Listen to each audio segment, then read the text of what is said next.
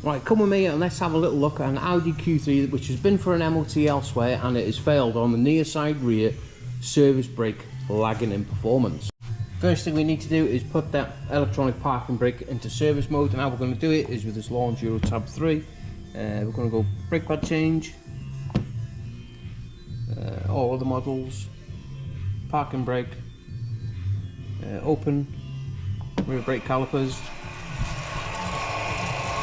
and there you go, that is going into service mode. Now when winding these calipers back you can hear the motors going, like making a motor noise. I can't really replicate it, but anyway, one side took longer than the other. Now to me that is a sign of uneven brake pad wear. Now we've got both the rear wheels off, let's have a little look at the condition of the brake pads. As you can see, that side is probably just over 50% worn. On the other side, not far off the metal. Now what we're going to do, we are going to slacken off the bleed nipple, clamp the flexible brake hose, and we're going to make sure that this brake pot, the brake piston, will go back nice and easy. And that has gone back beautifully. Now that we've got the pot pushed back, we can now see that it is actually free on the sliders. So nothing wrong with the caliper or the sliders. Let's have a little dig further. Now we've got the caliper removed, see the rubber boot, pull it back and make sure it's not split. And that caliper, in my opinion, is perfectly healthy. Let's jump around now to the pads. Now that we've got the brake pads removed, you can quite clearly see that they have worn rather funny, and the discs have also worn funny as well. Let's have a little look at the passenger driver side. Now we're going to repeat that process on the driver side, slacken the bleed nipple off, and let's see if this caliper will go back nice and easy. It is a bit stiff, not going to lie,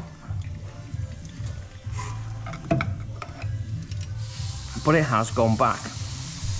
Now we've got the piston back, you can see that caliper is again nice and free on the sliders. Now we've got the caliper out of the way, you can now see that them brake pads are nice and free in the caliper, in the carrier. Now we've got the discs and the pads removed from the vehicle. Now's a good time, just at the back here, this ABS pickup ring, I don't know whether you can see it, there's a magnetic ring at the back of it, and make sure you've got no metal in there whatsoever, because you're going to get ABS faults if you do. Get yourself a bit of an airline and blow them out. Now we're going to be replacing them with Borg & Beck discs and pads now, but before we do, we're going to get the carriers and get a little file and just clean up in there so it's nice and shiny. And it also comes with these new pads. You get a new slider kit as well. Now all we've got to do, now everything is nice and clean, especially this hub flange here, give it a good wire brushing down. We just need to get it all built back up.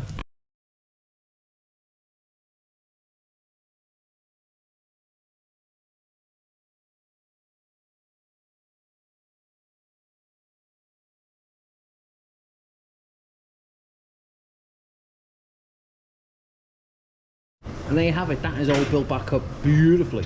Right, let's do that process on the other side. There we have it, that is rear discs and pads done. Let's drop it on the floor now and pump the brake pedal. Now we've got the car on the floor again, get in the vehicle, give that brake pedal a good pumperoonie, make sure it goes nice and hard, and we need to jump into special functions again, go into park and brake, and we need to close the rear calipers. Now you might hear the motors winding back. And once they've done, and give it a good check.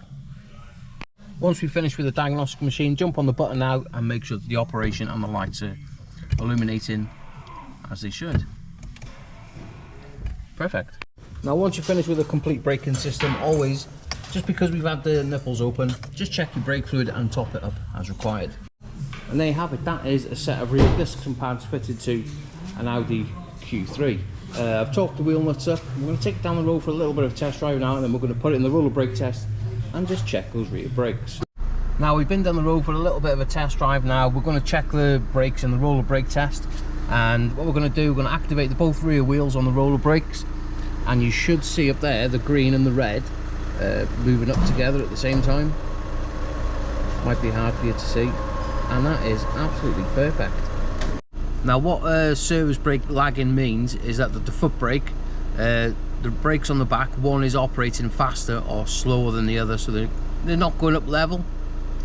But always, as you can see, I've just put new discs and pads in it, and that seems to have cured it. So now we can get this failure sheet turned into a parcel to the customer, and we can get it sent.